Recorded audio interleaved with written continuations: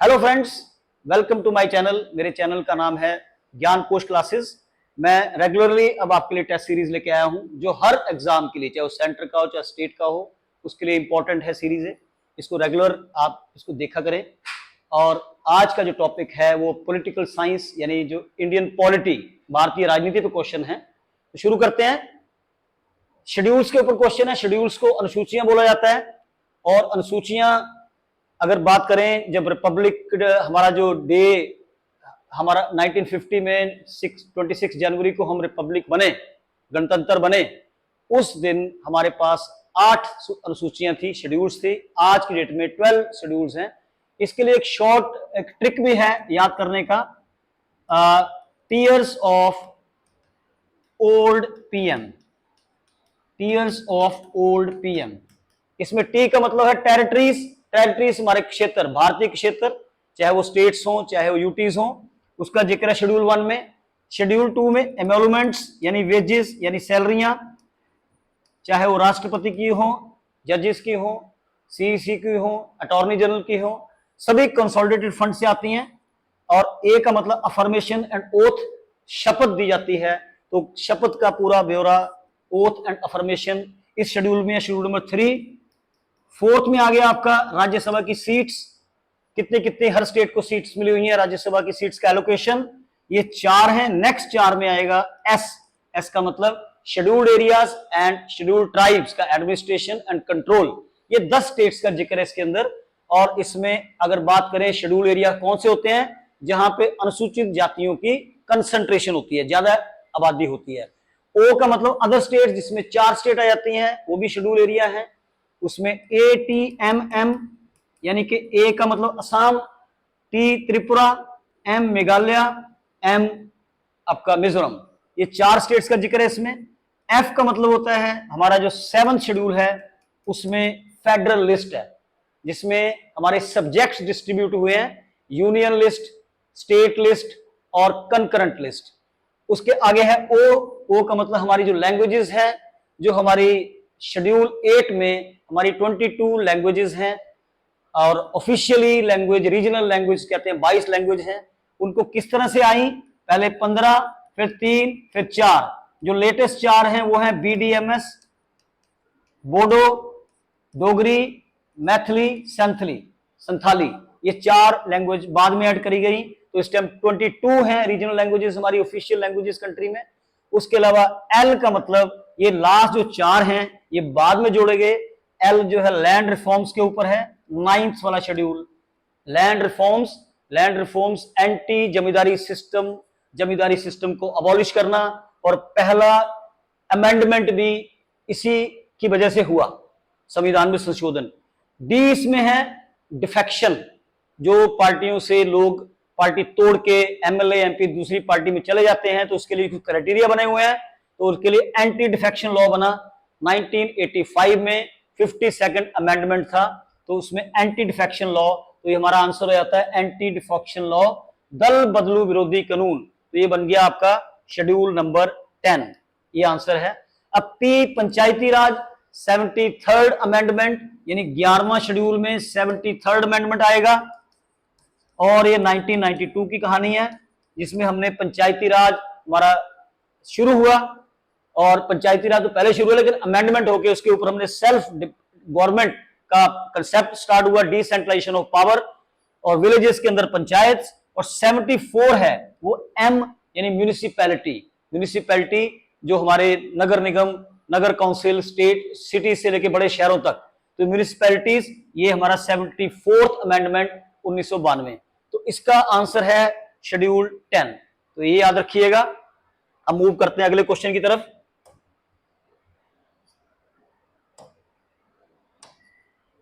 Next question है, इसमें से कौन सी कॉन्स्टिट्यूशनल बॉडी है, नहीं है, कॉन्स्टिट्यूशनल बॉडी नहीं है।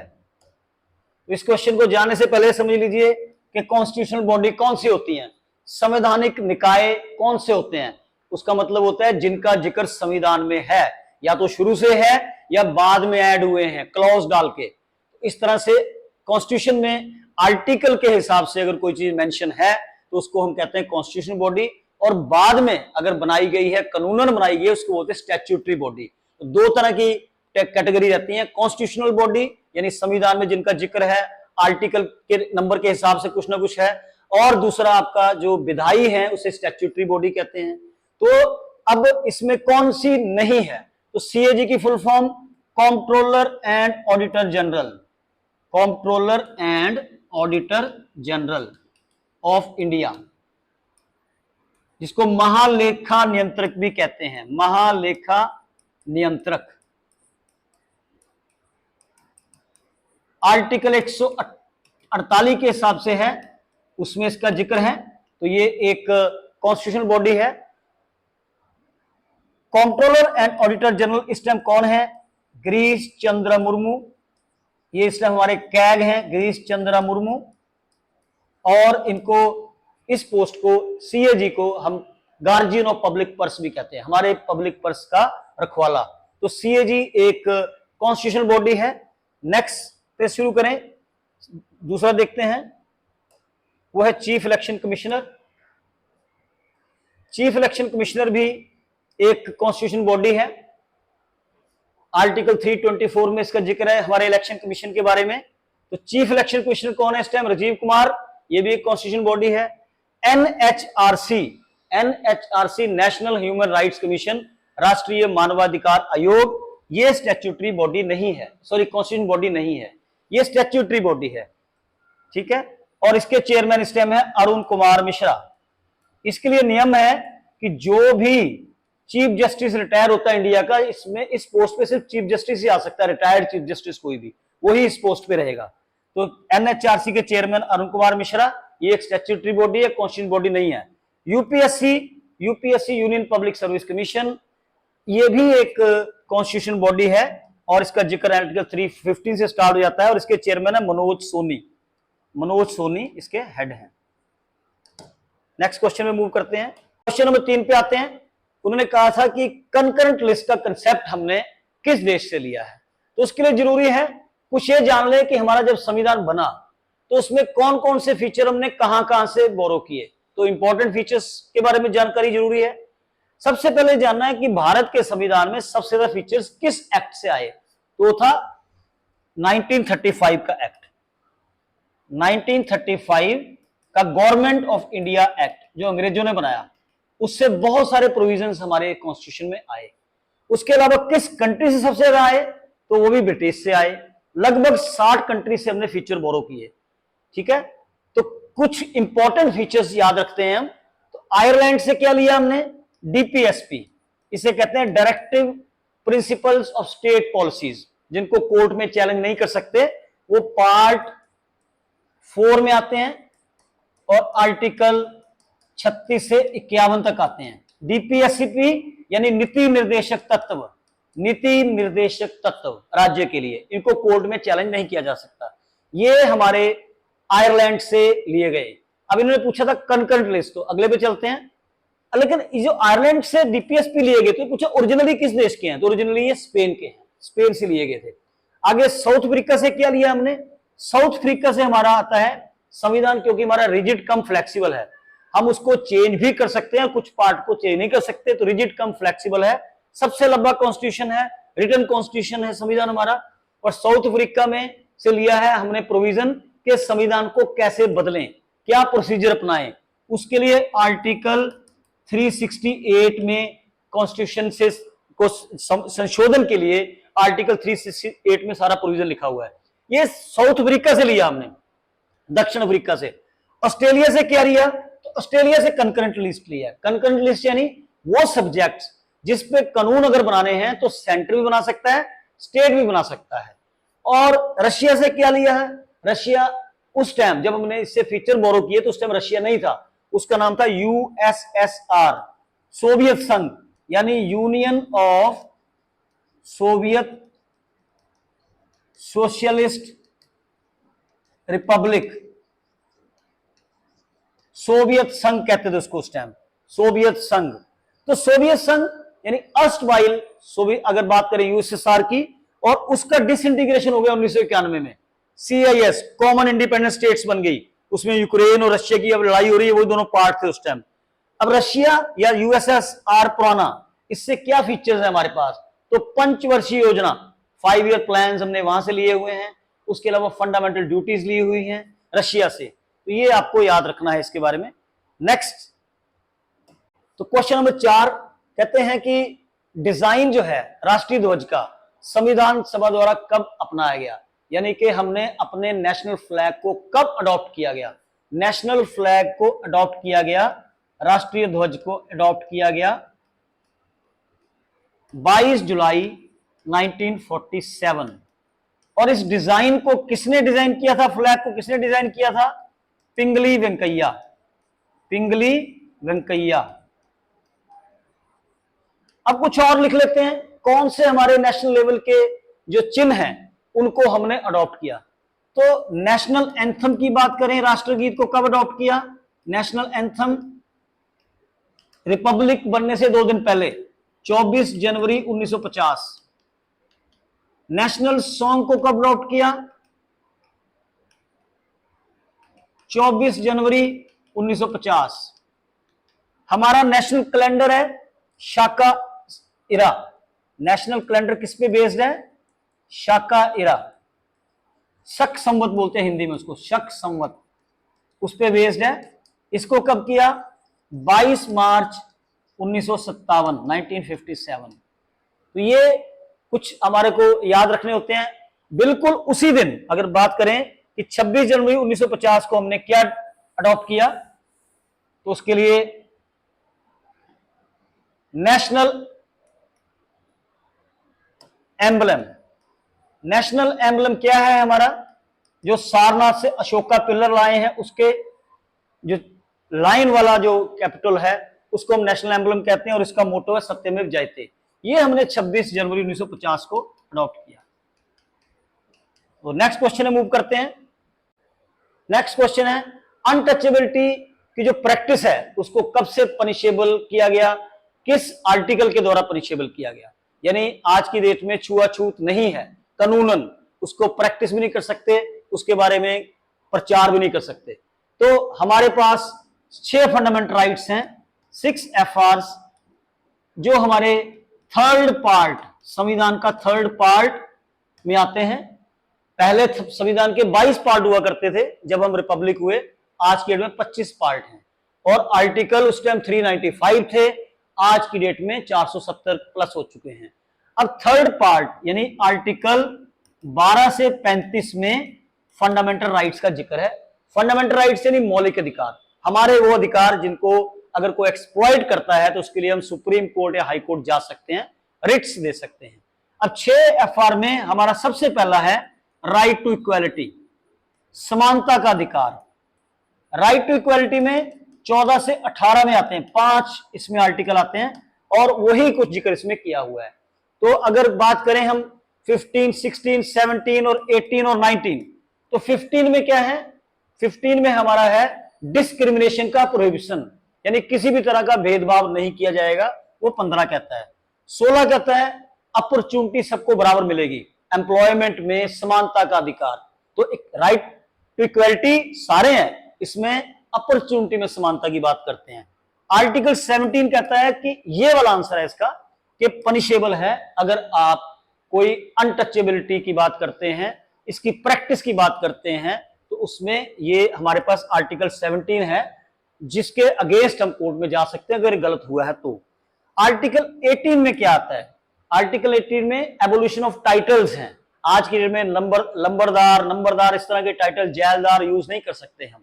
हाँ, मिलिट्री के और एकेडमिक टाइटल आप यूज कर सकते हैं। तो आर्टिकल 18 कहता है एबोल्यूशन ऑफ टाइटल्स, यानी एबोल्यूशन, अब टाइटल नहीं चलते, टाइटल को हटा दिया इसके द्वारा। 19 का मतलब है आपका 6 फंडामेंटल गारंटीज, फंडामेंटल जो हमारी गारंटीज मिली हुई हैं कहीं भी जाने का, कोई भी काम करने का, तो उसके अंदर 19A जो है, यानी 19 का जो पहला क्लॉज है वो फ्रीडम ऑफ प्रेस है, फ्रीडम ऑफ प्रेस। तो इस तरह से आप याद रख सकते हैं फंडामेंटल राइट्स के बारे में। अब याद कीजिए कि अब समझिए कि 6 फंडामेंटल राइट्स के साथ शुरू में 7 थे, वो था राइट टू प्रॉपर्टी, 31A में आता था, अब उसको बदल दिया गया है, वो लीगल राइट बन गया, कानूनी अधिकार है, फंडामेंटल राइट नहीं है। ठीक है, 44 अमेंडमेंट से उसको हटा दिया गया था। तो right to property is not a fundamental right now, वो आर्टिकल 300 में आता है, एक लीगल राइट है। नेक्स्ट पे मूव करते हैं क्वेश्चन पे। नेक्स्ट क्वेश्चन हमारा थोड़ा सा करंट अफेयर से आया था, G20 के बारे में जानेंगे। G20 यानी ग्रुप ऑफ 20, लेकिन ग्रुप ऑफ 20 ना होके अभी इस 2023 में जो सम्मेलन हुआ, 18वां सम्मेलन हुआ, 18, इसके बारे में कुछ जान लेते हैं। 18वां सम्मेलन G20 कहां हुआ? इंडिया में हुआ। इंडिया में मेन वेन्यू क्या था? भारत मंडपम, भारत मंडपम।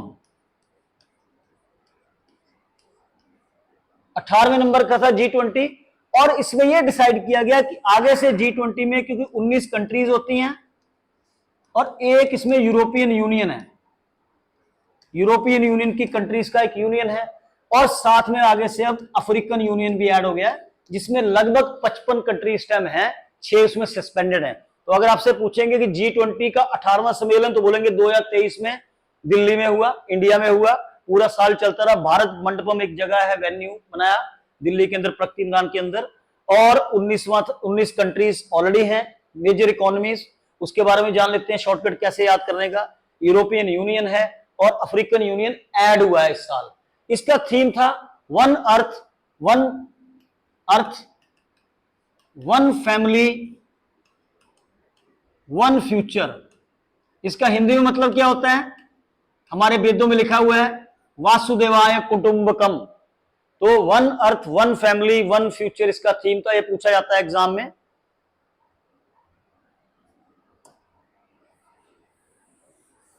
और इसमें क्या कर सकते हैं, कंट्रीज कौन सी हैं उस पर पूछा जाता है। उसका ट्रिक्स दिखा देता हूं आपको मैं। उसके अंदर ट्रिक है गुरुजी, ये ट्रिक है कंट्रीज याद करने का। गुरुजी, सीता, अब, एसएससी, एफसीआई में काम करती है। इससे नहीं बनेगा तो ऊपर वाले से बनेगा। ये एक ट्रिक है याद करने का G20 कंट्रीज का। G Germany, U USA, R Russia, U UK, J Japan, I Italy, ये बड़ी कंट्रीज होगी, डेवलप्ड कंट्री। एस, अब कुछ मुस्लिम कंट्रीज में, S Saudi Arabia, I Indonesia, सबसे बड़ी Muslim country population wise. T Turkey, Turkiye बोलते हैं इसको आजकल। A Australia, A Argentina,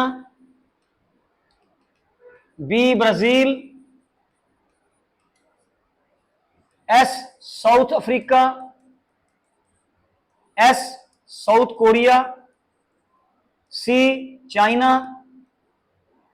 F France, C Canada, I India, M Mexico, और ई यूरोपियन यूनियन। तो इस तरह से 19+1, और इस साल एक और संगठन जुड़ गया जिसका नाम है अफ्रीकन यूनियन, जिसमें 55 कंट्रीज हैं, 6 उसमें सस्पेंडेड हैं। तो इसके अंदर आंसर क्या हो गया आपका? न्यूजीलैंड। ये कंट्री इनमें नहीं आती।